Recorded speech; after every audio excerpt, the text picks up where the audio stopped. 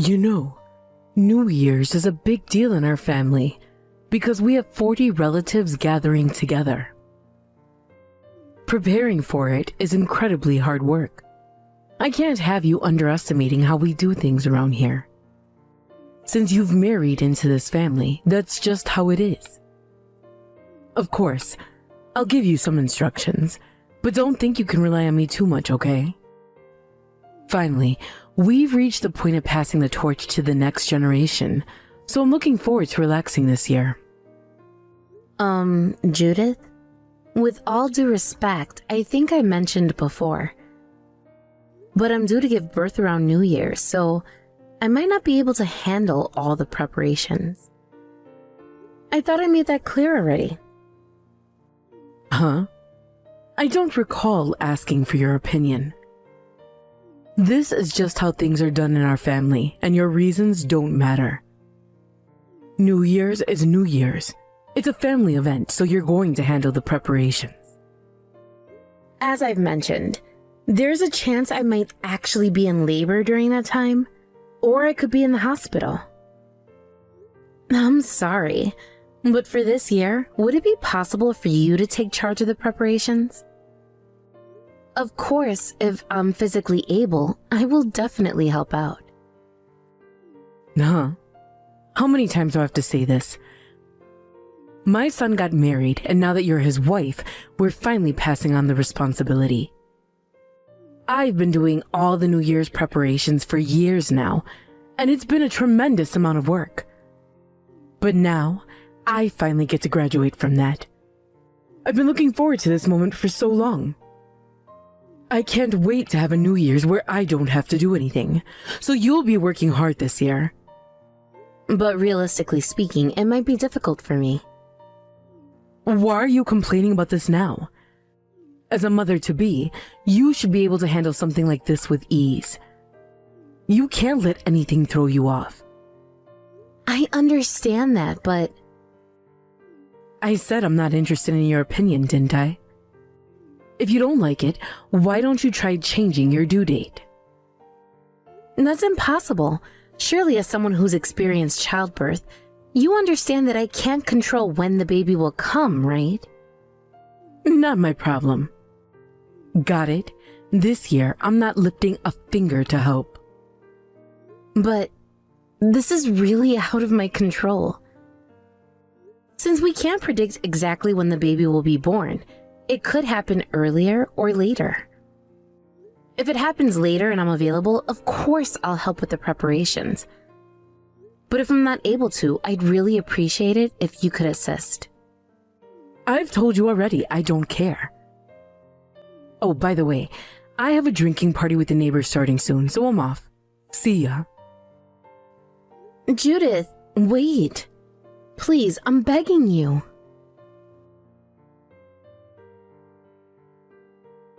Hey, where's the New Year's food you were supposed to prepare? Uh-huh. I just gave birth a little while ago, so I haven't been able to prepare the food. What? What are you talking about? I told you how important this is, didn't I? Giving birth doesn't matter. Don't you understand the importance of family traditions? Even if you say that, it's not realistic for me to do this right now. I just went through childbirth. I literally put my life on the line to bring a child into the world. Even if it's the day you give birth, if you're a wife in this family, you make the food for the relatives. Don't use childbirth as an excuse. Get discharged right now and prepare food for 40 people. Are you serious? Of course I am. Don't just lie around lazily in a hospital. You married into this family, so you work like one of us. Understood. I'll come over now. As you should. Even if it takes you all night, you better get it done. Yes. Hey! What are you doing collapsed on the floor? You've caused an enormous commotion here from the start of the new year. We had ambulances and police cars rushing here all because of you. And you couldn't even manage to make food for 40 people? Seriously, what do you think you're doing? Because of your incompetence, I had to use the little scraps you left behind to finish preparing the food. It was your job, and yet why am I the one doing it again this year? You will apologize, kneeling and bowing at my feet next time I see you. And don't think you'll get away with that. You owe me a Chanel bag as an apology. If you don't, you are no longer part of this family. You are a disgrace as a wife, and you should leave this house immediately. So, it was you, Judith. You're the one who pushed Kenzie to the brink, aren't you? It's not Kenzie who's going to leave, it's you. I'm the one who's utterly disappointed in you. What? Who's this? Huh? Who do you think you're talking to? It's me, your husband. Wait, you're here? Are you serious? I heard from Kenzie what really happened when I saw her lying there exhausted and you simply laughed it off, telling her, "What are you doing lying down?" I knew something wasn't right, so I asked Kenzie to tell me everything, and she told me the truth.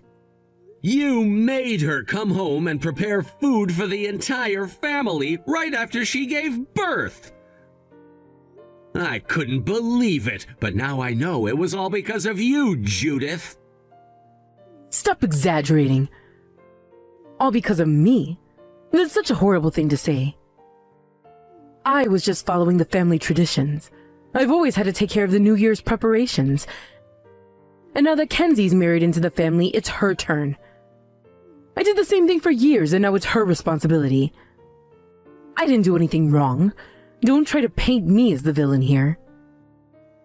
Are you kidding me right now? You never gave birth in the dead of winter like Kenzie did. And even when you did have our children, my parents were always incredibly kind to you, making sure you didn't have to lift a finger. They took every precaution to ensure you weren't overexerting yourself. After you gave birth, I was the one who took over the household chores, and I didn't let you do anything strenuous. I even know how you slacked off on the housework for months afterward, letting me do most of it. Wait, that's different. You can't compare our situations. You wouldn't understand, Davis, because you've never given birth yourself. After childbirth, it takes time to recover. My body didn't cooperate for months. It's not like I could just jump right back into things. Wow, that's rich coming from you. So you know exactly how hard it is to recover from giving birth. And yet you still forced Kenzie to make food for the whole family right after she had our baby? That's not the same thing. I mean, it's just one day. I thought she could push through and manage for a day. After all, it's only a bit of extra effort. Your excuses are pathetic. I don't want to hear them anymore. I was shocked when you insisted on staying behind with Kenzie instead of coming with me to my parents' house for New Year's. But now I understand why. You never had any intention of helping her. Instead, you wanted her to suffer, didn't you? I'm truly disappointed in you, Judith. You've let me down. That's not true. I just thought you were working so hard lately that you deserve a break. I didn't want you stressing over the New Year's preparations. That's why I stayed back. It was for your sake, not hers. Enough! From now on, I'm leaving everything in Kenzie's hands. I've already crossed a line by borrowing her phone to message you, but I can't sit by and let this continue. When I get back, we're gonna have a serious discussion.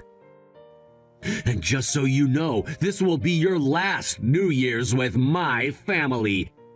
You won't be around to celebrate with us next year. Wait, Davis, what do you mean? We've been married for decades. How could you suddenly turn against me like this and take her side? You're my husband. How could you? Are you even listening to me? Judith, it's Kenzie. I gave birth recently, and your son went back to your house to drink on New Year's Eve. You didn't even bother to come to visit your new grandchild. And instead, you both stayed behind, celebrating without us. So what? What's the big deal? You could have just made the food at your house and brought it over to Grandma's tomorrow. We could have seen each other then. What's with all this drama? I was literally risking my life giving birth. The only one who cared enough to come by my side was Davis. But by the time he got here, I had already returned home to start preparing the food. When Davis found out what I was doing, he rushed over to help.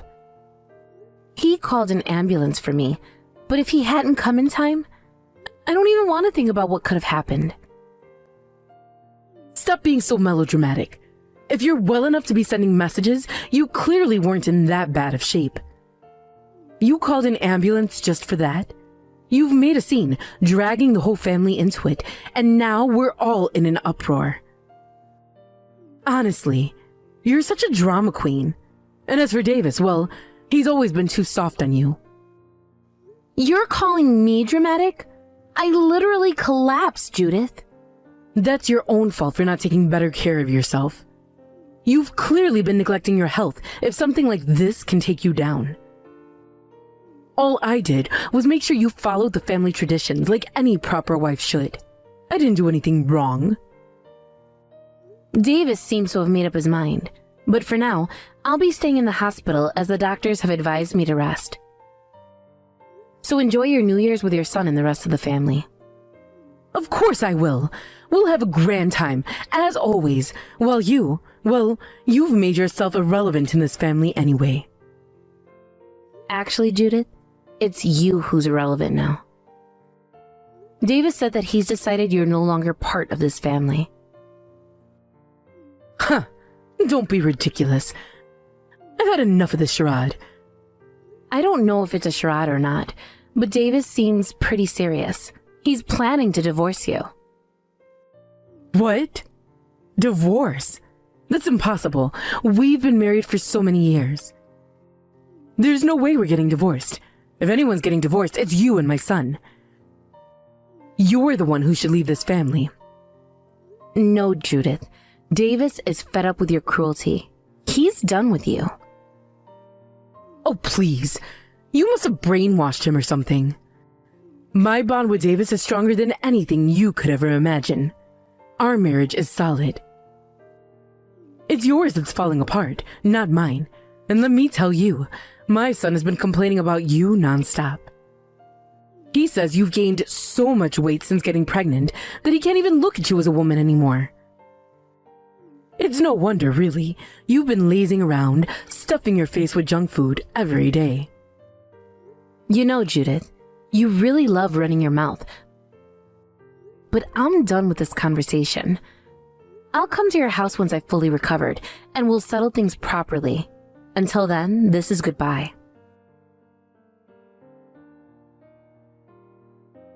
Kenzie, I truly apologize for what happened yesterday. The fact that I didn't notice things had gotten this bad is my failure as well. I've made you shoulder so much. I don't even know how to properly apologize. Davis, thank you for reaching out. But please, you don't have to apologize. I'm the one who's sorry for dragging you into this mess. It must have been difficult for you too, and I can't imagine how shocked you were yesterday. Yeah, I won't lie, it was pretty shocking. But after seeing all the evidence, honestly, I feel more resolved now. If she's gonna behave like that, then I can't just sit back and stay silent any longer. Right, I understand. So, what are you planning to do? I've made up my mind. I've put up with a lot from her for years, thinking that it was easier to ignore the issues than face them. But now, seeing how far things have gone, I realize that ignoring her behavior has only made everything worse. and now you're caught up in it. This isn't something I can just tolerate anymore. You've really had to go through a lot with Judith, haven't you? Honestly, when I heard what you said to her yesterday, I was shocked. I thought I was the only one she treated so harshly. I know, I can't apologize enough for that. The truth is, I've been letting her get away with everything for years. I never really pushed back, and she took that as a green light to do whatever she pleased. She became arrogant, never lifting a finger, and treating everyone around her as though they owed her something. So that's what it was like for you too. Yeah, even when our son was born, she was pampered and treated like she was doing something amazing. I didn't see it at the time, but we all coddled her too much. I thought I was doing the right thing by supporting her, but I realize now that I was just enabling her behavior. She got used to everyone catering to her whims, and before I knew it, she was manipulating people into giving her whatever she wanted. I see. You're not the one at fault here, Davis. You don't need to beat yourself up over this. Judith is the one who created the situation with her behavior. Maybe, but it's my responsibility too. I let her act this way for too long, thinking that it was easier to just ignore the problems. But now this situation has escalated beyond anything I could have imagined. The fact that she treated you the way she did, I just can't let this slide anymore. I'm glad to hear that you're taking action. It's been tough, but knowing that you're standing up to her gives me some peace of mind. I'll handle things from here on out, but Kenzie, you shouldn't have to deal with this either. Don't push yourself too hard. Let me take the lead on this. Thank you, Davis. I appreciate that, but I'm ready too. I've got everything I need, and I'm prepared for whatever comes next. Good to hear. I'll start the necessary discussions on my end. You just focus on your health and well-being. Don't stress yourself out more than you need to. Of course. I'll do my best. I'll talk to your son about everything too. I know we both need to be on the same page. That's important. Make sure you two are aligned, and then we'll move forward together. But don't hesitate to ask for help if you need it. You're not alone in this. Thank you. I feel so much better knowing that you're by my side. Of course, Kenzie. We're family. I won't let Judith's actions tear this family apart any longer. We'll get through this. I hope so. I just want things to get better from here. They will. I'm certain of it. We've been through too much to let her continue controlling things the way she has. It's time for a change. Yes, it is. Thank you again for everything, Davis. I'll talk to your son and we'll figure out our next steps.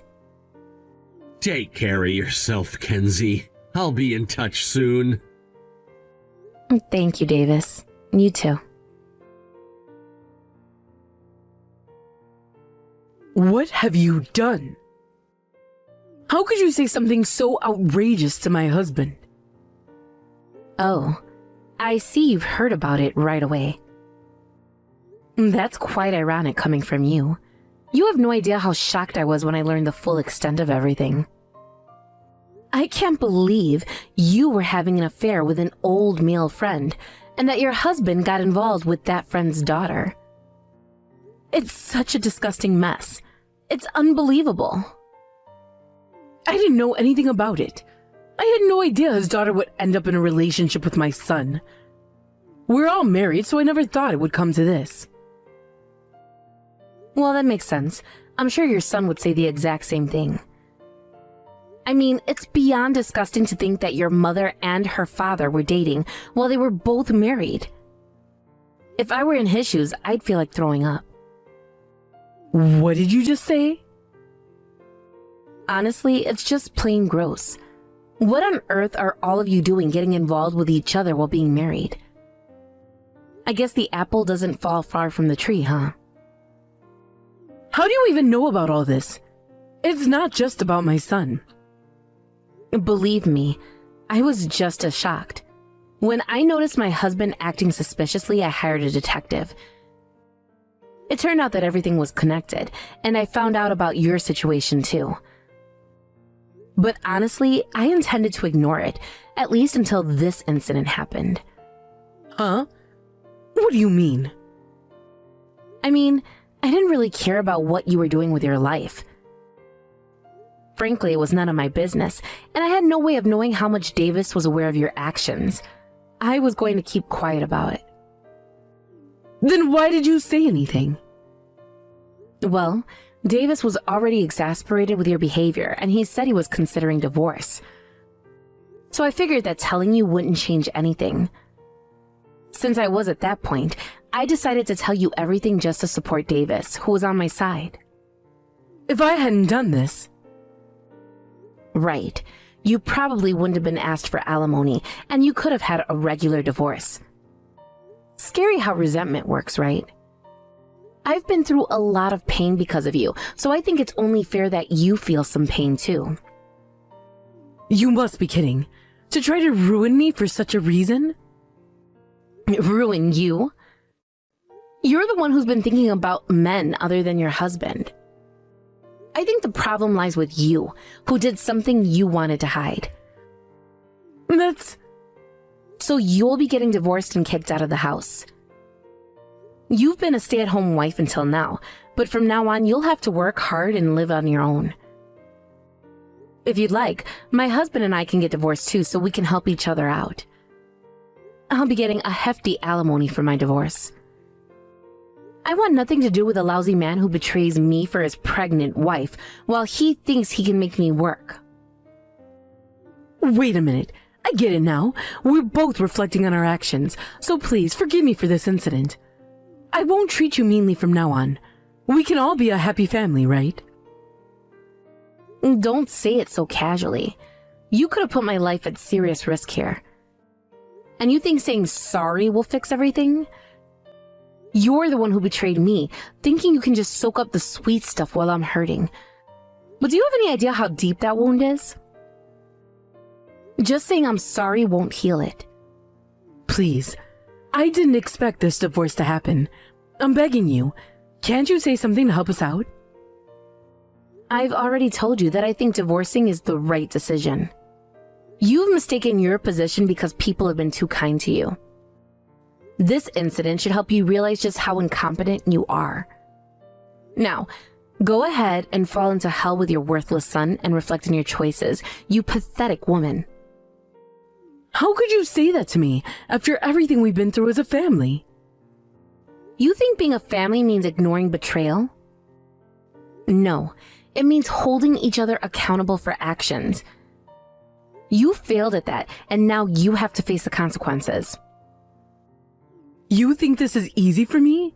I didn't choose to be in this situation. I thought we were in this together. Together? You thought this was about support? No, it's about truth. You've lied and betrayed, and now you're expecting sympathy? That's rich. What about my sacrifices? Everything I've done for this family. Sacrifices? Sacrifices for what? To enable your son to repeat your mistakes? No, I don't think so. It's time for you to face reality. You have no idea what I've sacrificed. This isn't just about you and me. It's about our families. And what about my family? Do you think I'm just going to sit back and let your actions destroy everything? No way. This is all so unfair. Unfair? Try to put yourself in my shoes for a moment. You think this is just about you? I'm the one left picking up the pieces. I never intended for any of this to happen. I thought we were family. Family doesn't betray family. That's the lesson you need to learn. You've caused this mess, and now you expect me to clean it up? No, please, I'm begging you. You've begged enough. Actions have consequences, and it's time for you to deal with them. I can't believe this is happening. Believe it. This is your reality now. You've made your bed, now lie in it. I never thought it would come to this. Well, now you know. It's time to wake up and smell the coffee. Can't we just sit down and talk this out? We might find some common ground if we just listen to each other. Talk it out. What do you think we are, friends? You've betrayed my trust, and you want to sit down like nothing happened? I'm not saying we should ignore it. I'm just suggesting that we find a way to move forward without further conflict. Move forward? You've shattered trust. How do you expect to just move past this? I understand, but we have a history. We can't just throw that all away. History? You mean the history of deceit and betrayal? That's not something I want to build on. It doesn't have to be like this. Can't you see that we both have made mistakes? Mistakes? You call what you did a mistake? This isn't just a simple error. This is a betrayal that has real consequences. I regret it. I truly do. Can't we find a way to make amends? Amends? You think saying you're sorry is enough? It doesn't work that way. You have to face the fallout of your actions. I understand that, but can't we just talk it through? Talking won't change what you've done. I need time to process this, and you should too. I'm willing to wait. I just don't want this to be the end of everything. It's already changed everything. You need to accept that. I will accept it, but I want to at least try to fix this. Fix it? You've broken things beyond repair. The trust is gone. There is nothing left that you can do besides going and rotting in hell, Judith. Goodbye forever. Both Davis and I got divorced, and afterward, we completely severed all ties with each other. The two of us, who were thoroughly bewildered by our family over this matter, seemed to have been cut off from our relatives as well. Of course, my husband and Judith never once saw my child's face. Instead, I made sure to receive the appropriate alimony payments from them before completely cutting ties. I believe that these two, who cannot understand the pain of others, should learn by experiencing pain themselves. The divorce marked a significant turning point in my life, one that I had never expected. I remember the day we decided to end our marriage vividly. It felt surreal, as if I were watching a movie unfold rather than living through a personal crisis. Both Davis and I had invested so much into our relationship, and yet, here we are, deciding to walk away from everything we had built together. The moments leading up to that decision were filled with tension and heartache. We had spent years trying to make things work, attending couples therapy, and having countless discussions about our future. However, with each conversation, the realization grew stronger that our love had faded, replaced by resentment and misunderstanding. The emotional distance between us became insurmountable, leaving us both feeling lonely even when we were in the same room. After the divorce, we agreed that it would be best for both of us to cut off all contact. This decision was not easy, but it felt necessary. We had grown into different people, and the foundation of our relationship had crumbled under the weight of unmet expectations and unresolved issues. Severing ties seemed like the only way to allow ourselves to heal and to move on without the constant reminder of what we once had.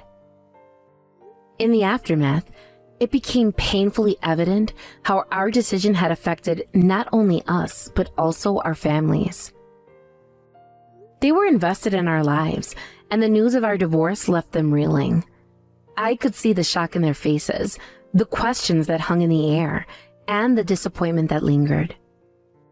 They had witnessed our journey as a couple, celebrating our milestones and supporting us through challenges. Now, they were faced with the reality that we were no longer a united front.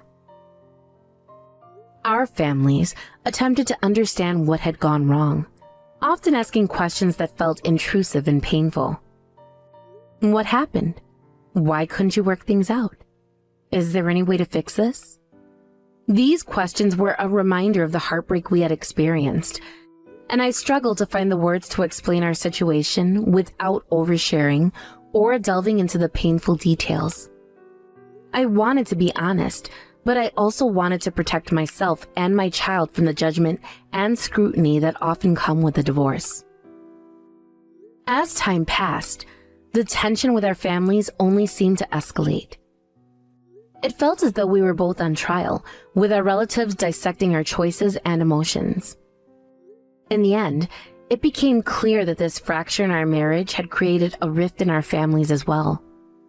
Relatives who once supported us began to distance themselves, unsure of how to navigate this new reality. I felt the weight of their disappointment, as if I had let them down by failing to uphold the ideals of marriage and the family they held dear. As we distanced ourselves from our families, I found solace in the thought that I was protecting my child from any unnecessary complications. I had no desire for my child to be caught in the crossfire of our divorce.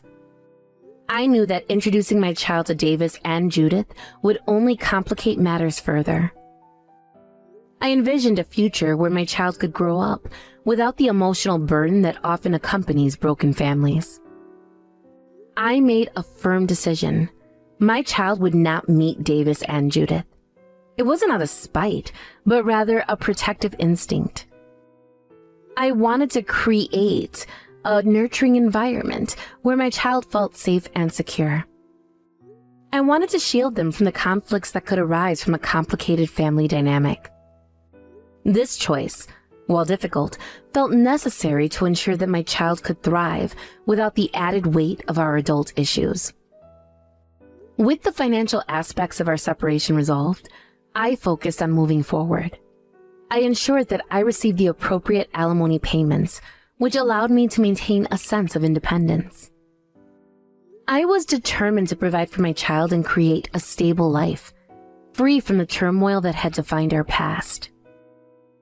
The financial support was not just about money. It represented a commitment to my new path, a path where I was in control of my life and my future. As the days turned into weeks, I couldn't help but reflect on the emotional scars that lingered from the divorce. It was not just a matter of ending a marriage. It was about the loss of dreams and the hopes we had for our future. I grappled with feelings of sadness and anger, often wondering if I had made the right choices. The grief of letting go was heavy, and I found myself questioning everything: my decisions, my worth, and my ability to love again. Through it all, I recognized the importance of understanding pain. I believe that both Davis and Judith were unable to comprehend the hurt they had caused, as they seemed to live in their own world, blissfully unaware of the consequences of their actions. I felt a deep sense of frustration toward them. They had moved on with their lives, seemingly without a second thought about the emotional turmoil that enveloped me. I often thought that perhaps they needed to experience pain themselves to truly grasp the weight of their actions. I didn't wish them harm, but I wanted them to understand the complexities of human emotions. Pain has a way of teaching us invaluable lessons about empathy, kindness, and the fragility of relationships. I hoped that one day they would face their own struggles, forcing them to confront the reality of their choices and the impact they have on others. The journey toward healing was not linear. It was filled with ups and downs. There were days when I felt strong and empowered, embracing my newfound independence. I explored interests that I had long neglected, rekindling old friendships and discovering new passions. I focused on self-care, understanding that healing takes time and that it was okay to grieve the loss of my marriage. In contrast, there were also days when the weight of loneliness felt unbearable. The silence in my home could be deafening, and I missed the companionship that had once brought me joy. I felt like I was on an emotional roller coaster, with moments of hope followed by waves of sadness. I realized that I needed to allow myself to feel these emotions fully, to acknowledge the pain without judgment. Gradually, I found strength in vulnerability. I began to open up to friends who had supported me throughout this journey. Their understanding and compassion were a balm to my wounded heart. I cherished the moments we spent together, sharing laughter and creating new memories.